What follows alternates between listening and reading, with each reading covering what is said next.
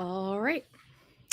Hello, everyone. Welcome to the next installment of the problem of sin and the judgments of God, live from the upper room. Just noticed that we have the banner here from the last show, so let me take a moment to fix that. There we go.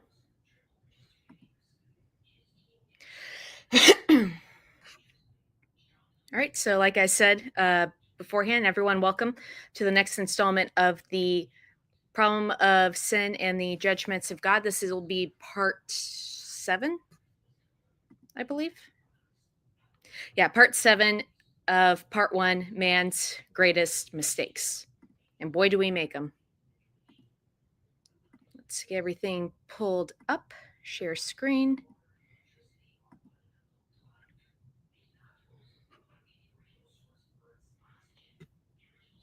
There we go. Does that look good? It does. And we have the awesome Mr. Ace Theo here. Shabbat Shalom, brother. Oh, and I forgot to wish everyone Shabbat Shalom. Man, I've been slacking lately, haven't I, you guys? All right, so let's get started. Oh, hold on. Halsey just entered the chat. Hello, dear friend. Shabbat Shalom to you. Thank you so much for coming. You're in for a good one on this part. So without further ado, let's get started. 2 great mistakes mar the course of mankind during the eons: Adam's offense in Eden and Israel's murder of Messiah on Golgotha. It is not our purpose to minimize either of these sins, but to get a fresh glimpse of them from the standpoint of God's purpose. We have looked too long at the human side of sin. It has blinded our eyes and hardened our hearts. We need to get God's thoughts concerning it. We need not shrink from associating him with sin. His son walked unsullied in the midst of its most sordid forms, yet it only heralded his holiness. The oft-repeated question, could not God have prevented Adam's sin, may be answered with an emphatic yes. More than that, God could have created him incapable of sin. But he did not only make it possible for him to offend, but impossible for him to do otherwise. Adam transgressed at the first test. We need have no hesitancy in believing that Adam, like all of his posterity, was locked up in stubbornness that he might come within the range of God's mercy. See Romans 11:32 for reference. With all reverence, we must insist that if it was God's purpose and intention to make Adam sin-proof, and not only Adam, but God himself has failed. If an inventor builds a machine which breaks at its first trial, we do not hesitate to call him a failure. Furthermore, if the first attempt was so unfortunate, what ground have we to confide in his future efforts? Basically, if God wasn't able to keep us all safe the first go around, what possible reasoning could Christians have to promise that he will protect us further? It's an unfortunate addition to their already uncertain worldview. It is a serious situation and revolves itself into this: that Adam fulfilled the underlying purpose of his creator, or we have a God unworthy of the name.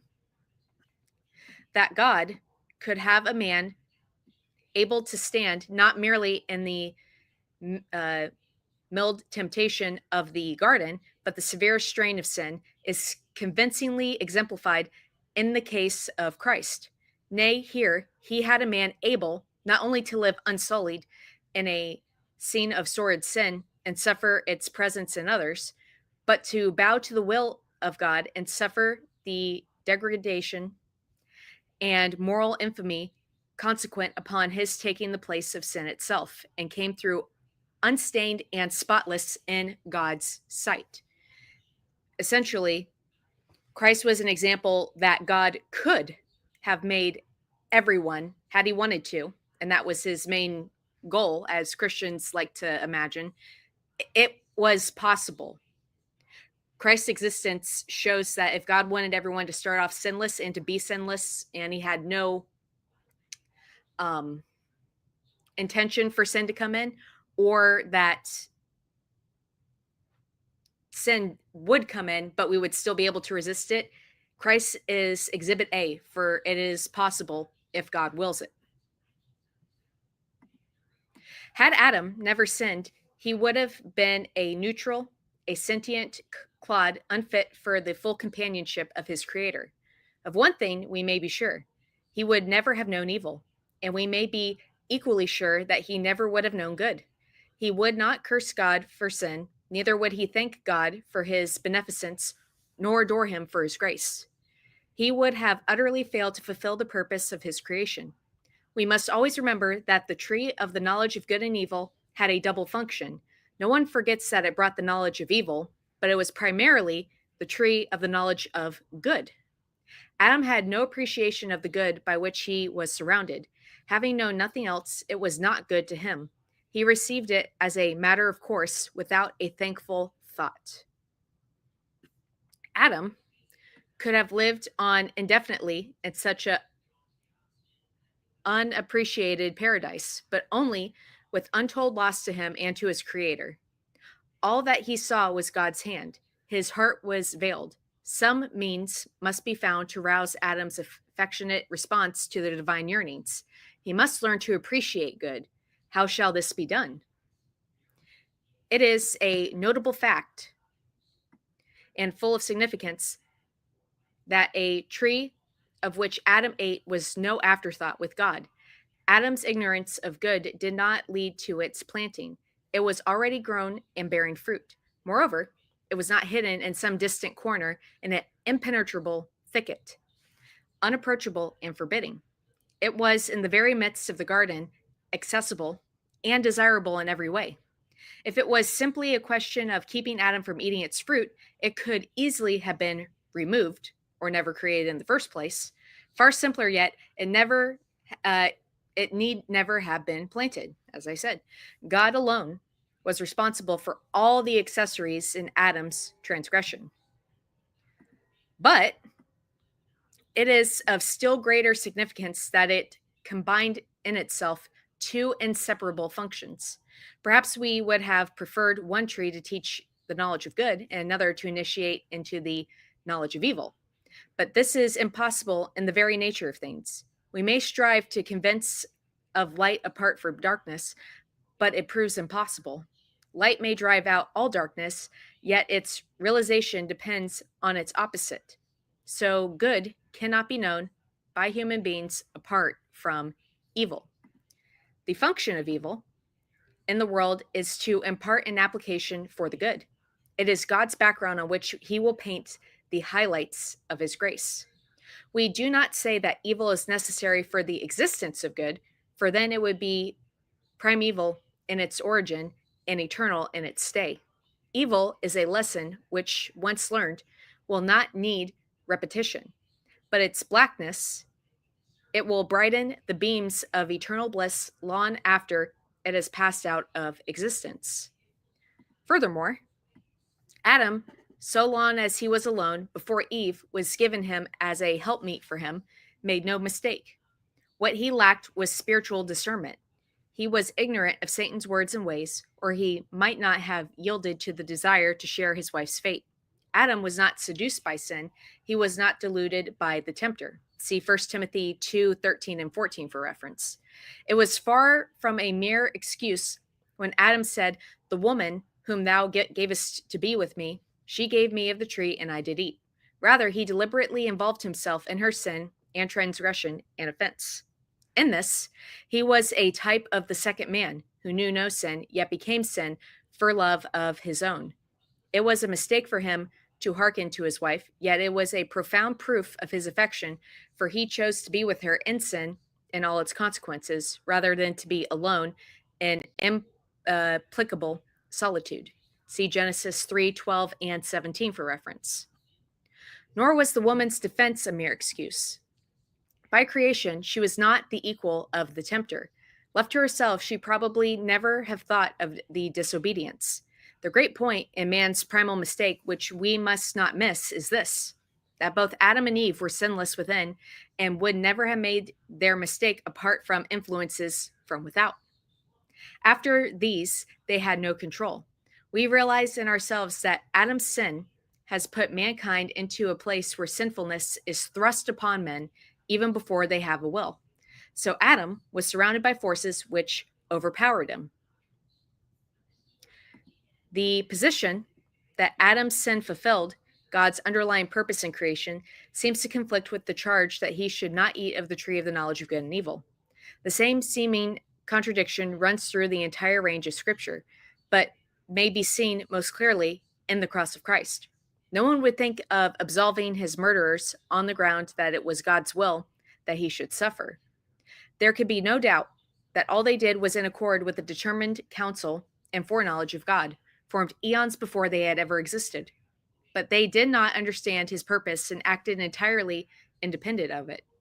The great glory of God's wisdom is displayed in the way he works out his will by means of the ignorance and opposition of his enemies.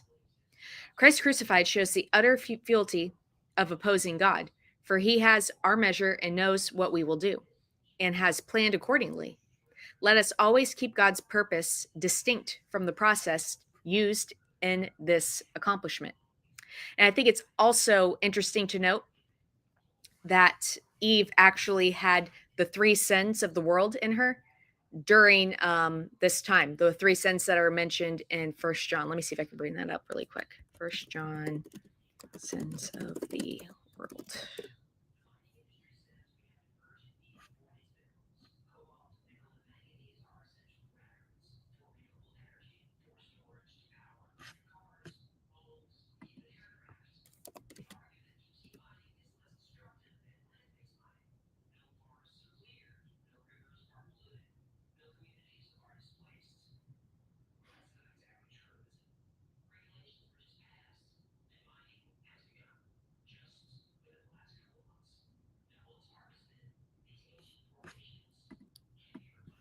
Where is it?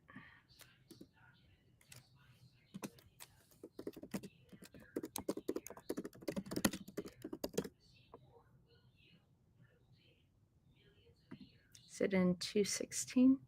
Yes, it's First John 2:16. Describes what John considers to be the world, focusing on the desire of the flesh, the desire of the eyes, and the pride of life. And when Eve sinned and ate of the fruit, it was pleasant to the eye, good for food, and desirable for gaining knowledge. So the three sins described again, it's First John 2:16, were displayed all at the same time during Eve's sin. So I thought that was interesting. Some will say that God gave Adam a prohibition that he might break it. Just so, later on, he gave Israel a law through Moses. They too, though he meant them to keep it, and in a fatal moment of self confidence, promised to do so. But we are distinctly told that it was given for an entirely different object, that sin might become excessively sinful. See the book of Romans for reference. Had it been kept, it would have defeated the end for which it was designed. Like the law laid down for Adam, it was accompanied by a curse. Blessing came through the curse and not through the law keeping. It will be evident then that the presence of sin in the universe is not a mistake on God's side, but a part of his plan for reaching the hearts of his creatures. The moment that we seek to shift the responsibility for sin from his shoulders to that of any of his creatures, whether Satan or Adam, then we do indeed involve him in sin in a way that strikes at the foundation of all future bliss. If a single one of his creatures ever disappointed the purpose of its being and escaped his control, what will hinder a still more serious revolt? Then God will be dethroned and chaos will rule and ruin. But we must not be satisfied with tracing sin back to the purpose of God without discovering something of its place in that purpose. For it is this that gives him glory and brings blessings to our hearts. If God only permitted evil and sin, or allowed it, as a lot of Christians like to say, the plain inference would be that it is a hindrance rather than a help, or a power outside of himself, if I may add, in his administrations. Furthermore, it would imply that his heart was not in it and expected nothing from it. Just as the nature of sin sets our minds at rest regarding its source, so the nature of God heals our hearts as to its object. Now that we know how sin entered, it is not difficult to discover why it came. It was deliberately introduced by God in order to form a foil for the display of his character and his attributes. He planted the tree, he gave the woman, he introduced the serpent. All of the factors which influenced Adam to sin were directly or indirectly from God's hand. But his wisdom and his purpose is most clearly seen in the qualities with which he invests the sin even before it has been committed. It is intended to reveal his justice. Then he must make it the breaking of a prohibitory law. Is it planned to display his affection? Then he must make it a breach of fellowship. It is because Adam's sin or mistake was at the same time a transgression and an offense that it becomes the means of a revelation, not merely of his hand, but of his head and of his heart. Keeping before us our accurate definition of sin, we would actually incriminate God, that is, charge him with failure, if we should insist that Adam's sin was independent of his plan and purpose. If it was God's intention that Adam should continue sinless, if God created him with the supposition that he would remain holy, then he made a grave mistake or sin. But if Adam, in his sin, fulfilled God's purpose, then the very sin of Adam proves the sinlessness of God. We are sure then that sin or failure never had any place in God himself. But we can only maintain this position so long as we acknowledge that it has a place in his purpose. If it is an intruder, unwanted, unconcerning, eternal, then the greatest mistake of all was to allow it to enter the universe. Sin, we repeat, is failure. If God wills the salvation of all, and he does, and because of forces outside of him is unable to accomplish the desire of his heart, but plunges the vast majority, or even a remnant, into endless agony, that would not only prove the sinfulness of his creatures, but it would demonstrate to the whole universe that he had come short of the goal he had set out for himself. And Christians love to hold God to that. In man's vain philosophy, wrong is righted by right, but doing right is neutral. The man who pays all his bills promptly does not expect that to settle an old debt. The bookkeeper who makes a mistake is not relieved by the correctness of all the rest. If the mistake has passed beyond recall, he may still be able to adjust matters by making another error to counterbalance the former. In God's great account book, the sins of his creatures are more than overbalanced by the one who was made sin for us, though he knew no sin.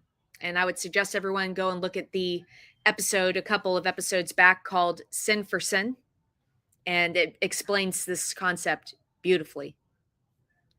We cannot atone for past misdeeds by living an upright life, as crazy as that is to contemplate. The Israelite was given no work to cover his sin. A just law already demanded all that he could do. His sins must be met on entirely different grounds. Hence, they were transferred from him to an animal, which had nothing against it. The outpouring of its soul in the appointed manner on God's altar made a covering for the soul of the offerer and swung the scales of justice back into balance. Now that it actually accomplished this, or not that it actually accomplished this, no animal can substitute for a man. Man's greatest offense more than corrects his minor mistakes in Edom. Do we fully realize that, so far as man is concerned, we owe all we have in Christ to a sin unutterably more awful than Eden's transgression? Do we appreciate the fact that not a single great deed or good act can ever have brought us blessing to all at all to be compared with man's most malignant sin? Regarded strictly from the human standpoint, the crucifixion of Christ must stand unparalleled in the annals of sin.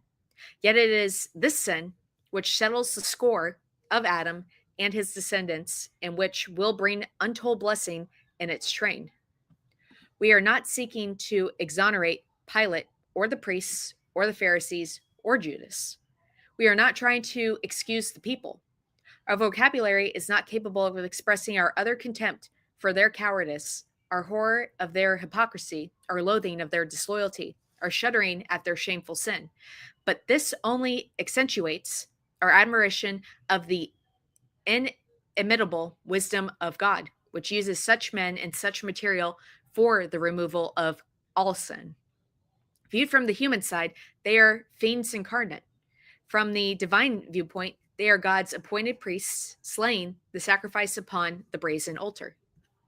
As we have already shown, Satan was the chief instigator in this murder. As in the case of Adam, it is impossible to prove that a single human actor in this scene would have performed his part unless he had been impelled from without. No one can read Pilate's words without acknowledging that he did not desire to have his hand in the unjust deed. He was compelled by the priests, the Pharisees, and the populace. These in turn were doing the behest of the slanderer whose children they were. Judas was actually obsessed or possessed by Satan before he dared to commit this foul offense. If it must needs be that offense come, truly it must needs be that this offense of the cross should occur. Surely, if we can see sin nowhere else in God's light, we can see it here in its true eternal intent, the medium of unmeasured blessing to the unnumbered millions of God's creatures for all time. And there can be no cross apart from man's supreme sin. They knew not what they were doing. Had they known the monstrous mistake they were making, they would never have had a hand in his murder. It was necessary that they should be ignorant. If it was essential that ignorant, ungodly men commit the sin of all sins in order that the foundation stone of future bliss be securely laid, can we not see in this great example of the method by which God will transmute all sin into eventual good? Amen. And that was a short one for today. And it's all well and good because I have plans to attend to. Thank you to those who showed up for the live. I hope I see everyone tomorrow for the Exodus reading. We'll be covering Exodus, I think, chapter 18. Yeah, I believe it's 18:1. All right, so everyone, Shabbat Shalom, love, grace, and peace, and thank you so much for coming to this short video, but I thought it was a good one. Love, grace, and peace, everyone. Bye.